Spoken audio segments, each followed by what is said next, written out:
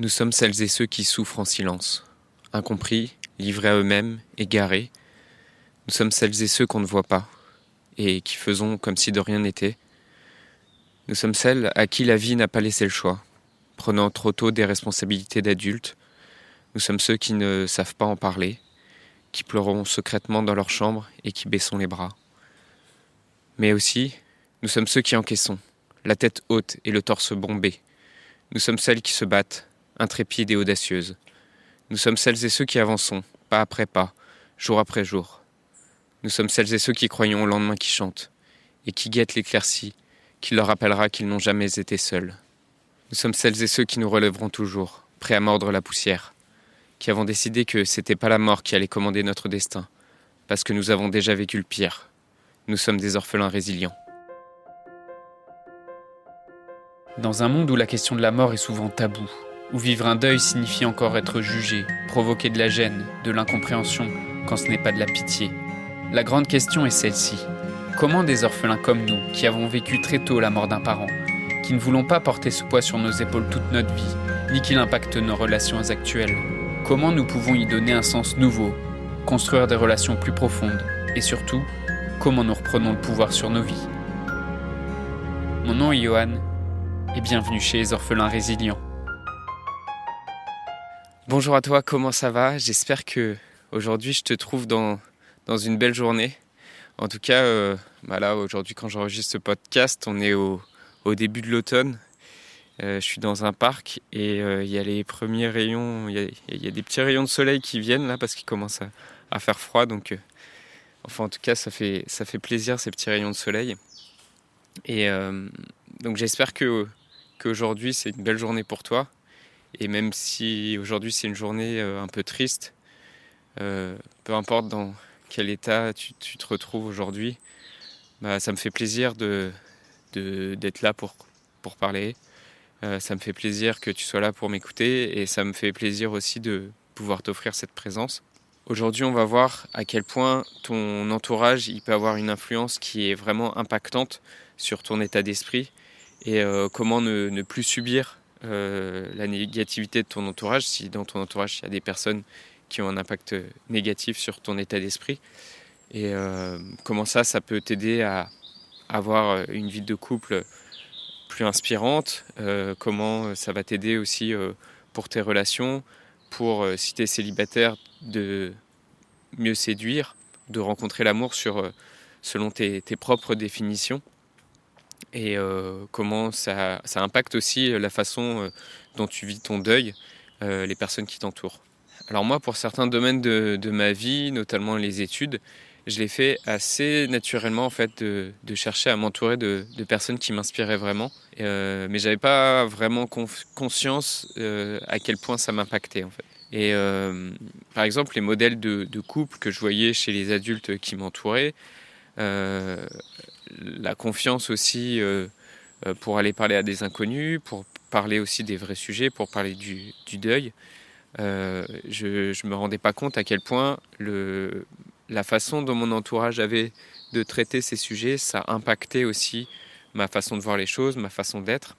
Donc sans le savoir, j'ai longtemps basé par exemple ce que j'attendais moi d'un couple à partir de mauvais exemples de personnes jalouses, de personnes aussi divorcées qui n'ont plus confiance en l'amour. Et c'est sûr que quand c'est tout ce que tu vois dans ton entourage, comment tu peux te définir autrement ? Et on dit souvent les chiens font pas des chats, mais c'est ça, c'est que ton entourage il y a vraiment un impact sur ta façon de voir les choses. Toujours inconsciemment, moi j'ai vu finalement à quel point dans ma vie, dans mes études, dans mon travail, l'entourage ça a été vraiment quelque chose de déterminant qui pouvait soit dans certains cas me booster, me permettre de donner le meilleur de moi-même, soit dans d'autres cas ça pouvait être un vrai boulet. Et moi par exemple j'ai fait des études en classe prépa, puis après dans une école de cinéma. Et quand j'ai fait mes études, je voulais vraiment l'excellence. Et quand je me suis retrouvé du coup en classe prépa, je me suis retrouvé entouré de personnes qui travaillent dur. Ensuite, quand je me suis retrouvé en école de cinéma, je me suis retrouvé entouré de personnes qui sont vraiment passionnées, engagées dans des projets, et pour qui en fait, c'était normal de faire des films, c'était normal de faire des courts-métrages le week-end, d'enregistrer des groupes et de faire ça sur son temps libre, de parler de ça tout le temps. Et donc, c'est vraiment un exemple de ce que l'entourage m'a vraiment porté et m'a vraiment motivé, parce que quand tu es dans quelque chose qui te passionne et que tu es entouré de gens qui font des choses qui les passionnent, toi, ça a de l'impact sur ta motivation. Et donc, ça te porte, ça te booste. Mais j'ai vécu aussi des influences négatives que j'ai cherché à fuir. Parce que quand mon but, c'était par exemple d'intégrer cette école de cinéma, moi, j'évitais naturellement de passer dans des soirées étudiantes ou à boire de l'alcool ou à me coucher très tard, parce que c'était quelque chose qui n'était pas en cohérence avec mon objectif. Et aujourd'hui encore, je me rends compte à quel point, même pour faire du sport par exemple, avant je luttais en fait. Avant, pour moi, aller faire du sport, pour moi, aller à la salle d'escalade au début, c'était un vrai combat en fait, parce que j'allais dans une salle avec des inconnus. Là, en plus, ça commence à être l'automne, donc il fait froid, donc c'est inconfortable en fait de te retrouver avec une personne que tu sais pas, que tu vas te mettre en binôme et tu vas grimper avec elle. Et en fait, au fur et à mesure que les gens, et que tu connaisses les gens, que je rencontre les gens, ces personnes qui sont devenues des amis, et là, du coup, c'est beaucoup plus facile en fait. Une fois que cet entourage il est là, je me pose beaucoup moins de questions. Je me dis pas oui, il fait froid et tout. En fait, j'y vais et je peux y aller même 3 ou 4 fois par semaine, parce que je vais voir des gens que j'apprécie, et parce que ça me motive. Et donc il y a aussi de l'engagement, il y a aussi de l'habitude, parce qu'on se donne rendez-vous et ça motive tout le monde, et c'est vraiment un cercle vertueux. Et par exemple aussi, quand je me suis intéressé à la séduction, quand je me suis retrouvé célibataire en 2018, je me suis adressé plutôt à des personnes qui étaient confiantes dans la séduction, qui osaient parler à des inconnus, même que ce soit pour de la séduction ou même juste discuter avec des inconnus. Je me suis inspiré de youtubeurs qui le faisaient, et qui le faisaient aussi selon mes valeurs, selon ce qui me semble juste et respectueux, quoi. Ça a changé ma vie en fait, juste de considérer mon entourage, de prendre conscience que mon entourage, il avait de l'impact sur ma façon de faire, sur ma façon de vivre mes relations, sur ma façon de vivre le deuil aussi. Je vais y revenir un peu plus tard vraiment sur la question du deuil. Et si toi aujourd'hui tu es dans cette démarche de vouloir avancer, de vouloir progresser, oui, tu peux essayer de le faire tout seul, oui, tu peux aussi lire des choses et tout apprendre tout seul. Et c'est aussi ce que j'ai fait à certains moments, quand je ne trouvais pas autour de moi des personnes qui m'inspiraient sur les domaines qui m'intéressaient. Mais en fait, je me rends compte vraiment à quel point c'est pas la même motivation en fait. Et ça a pas le même impact, parce que quand tu es entouré, tu es vraiment dans une énergie où les gens autour de toi te motivent, et même des fois malgré eux, c'est juste parce qu'ils sont passionnés. Donc sur la question du deuil et de la résilience, l'entourage a aussi un impact très fort en fait. C'est Boris Cyrulnik, dont je t'ai déjà parlé dans les précédents épisodes, qui l'a étudié en fait, et qui s'est rendu compte qu'un enfant qui a grandi dans un contexte familial avec de la maltraitance ou avec une carence affective, il est beaucoup moins résilient, c'est-à-dire qu'il a beaucoup plus de mal à se remettre après un événement traumatique dans sa vie. Et donc il est beaucoup moins résilient qu'un enfant qui a grandi dans une famille aimante, dans une famille soutenante. Et donc voilà, quand il lui arrive un événement difficile ou traumatisant, il a du mal à s'en remettre. Et l'inverse est vrai aussi, c'est-à-dire qu'un enfant qui a vécu dans un contexte familial aimant, ou qui a été entouré de proches, quand il lui arrive un événement traumatique, un deuil, et qu'il est entouré, il a beaucoup plus de facilité à s'en remettre. Et la bonne nouvelle, c'est que c'est pas quelque chose qui s'arrête à l'enfance, c'est quelque chose qu'on peut travailler toute sa vie. On peut travailler sa résilience, on peut travailler à s'entourer consciemment de personnes qui nous motivent, même quand on est adulte. Et ça sécurise aussi affectivement. Et ce que démontre Boris Cyrulnik, c'est que aussi après l'événement traumatique, le fait de s'entourer, c'est quelque chose qui aide à s'en remettre, qui aide à cette résilience. En tout cas, je t'invite vraiment à éviter de t'isoler, comme tu es dans cette situation d'être orphelin de ton père ou de ta mère, parce que avoir un entourage sécurisant, aimant, bienveillant, c'est ça qui développe ta résilience. Et ça t'aide à surmonter les épreuves de la vie. Ça n'empêche pas les épreuves de la vie d'arriver, mais en tout cas, ça t'aide à les surmonter. Et donc, en tant qu'orphelin, c'est sûrement la chose la plus importante à faire, c'est de mettre de la conscience là-dessus, sur ton entourage, et de t'entourer vraiment des bonnes personnes, en fait. Des personnes qui t'inspirent, des personnes qui sont passionnées, qui sont bienveillantes. Et ce que j'ai découvert aussi, c'est que quand il y a des relations humaines en jeu, ça change vraiment la motivation, parce qu'il y a de l'engagement, et aussi parce qu'il y a une sorte d'instinct humain à faire comme le groupe, comme les personnes qui t'entourent. Il y a une expérience qui est assez drôle là-dessus, ça s'appelle l'expérience de H sur le conformisme. Donc le conformisme, c'est effectivement cette aptitude qu'on a en tant qu'être humain à reproduire ce que fait le groupe et ce que fait surtout la majorité et la majorité des personnes qui nous entourent. Et cette expérience, ça a plusieurs versions, mais une des versions qui est assez drôle, c'est en fait dans une salle d'attente chez un médecin, on met une dizaine de personnes qui sont tous complices et on fait rentrer une nouvelle personne qui est donc la personne testée, qui est le sujet, pour voir comment elle réagit justement par rapport au groupe et par rapport au conformisme. Et donc dans cette salle d'attente, en fait, faut que tu t'imagines qu'il y a une petite sonnerie qui retentit de manière un peu aléatoire toutes les quelques minutes. Et au moment où cette sonnerie retentit, les complices dans la salle se mettent à se lever et ils se rassoient. Et c'est tout. C'est le seul comportement en fait qui n'a aucune explication logique. C'est juste un comportement social imposé. Et ce dont on se rend compte, c'est qu'au fur et à mesure que ça se passe, la nouvelle arrivante qui n'était pas du tout initiée à ce comportement, elle va peu à peu, au bout de 3 sonneries, elle va se conforter à la norme sociale sans même l'interroger en fait. Et donc au bout de 3 sonneries, elle se met à se lever et s'asseoir parce que tout le monde autour d'elle se lève et s'assoit. Et ça a tellement d'impact sur elle que quand on fait sortir un par un tous les participants qui étaient en fait des complices et qu'on continue à faire cette sonnerie, la personne, elle continue à avoir ce comportement, à reproduire ce comportement. À chaque fois qu'on met la sonnerie, elle se lève et elle s'assoit. Et ça va plus loin que ça parce qu'en fait, quand on fait rentrer des nouveaux patients, des nouveaux sujets qui pareil, ne connaissent pas ce comportement et que elle continue à avoir ce comportement, elle est capable même de transmettre ce comportement à d'autres personnes sans avoir vraiment d'explication logique. Et quand les nouveaux patients qui arrivent l'interrogent sur pourquoi elle fait ça, elle dit juste je l'ai fait parce que j'ai vu que tout le monde le faisait et j'ai trouvé ça normal. Et donc même en faisant rentrer des nouvelles personnes, elle va transmettre ce comportement qu'elle a acquis dans le groupe.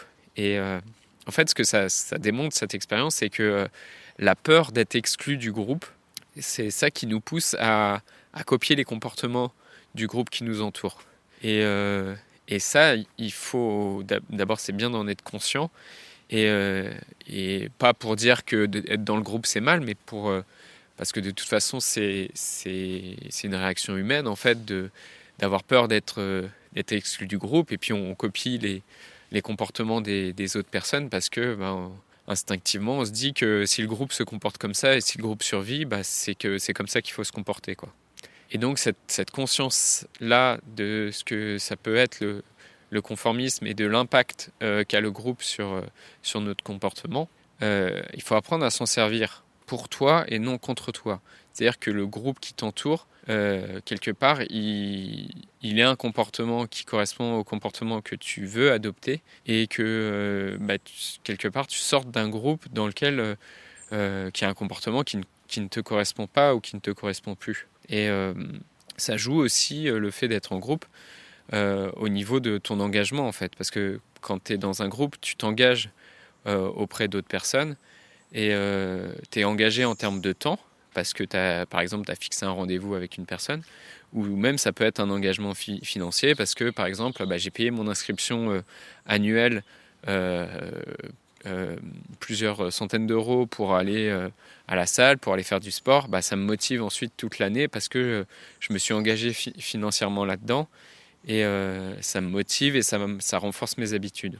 Et surtout, le groupe, c'est aussi puissant parce que sur cette question du deuil et sur cette question des orphelins, ça te permet de voir que tu n'es pas tout seul avec ces questions.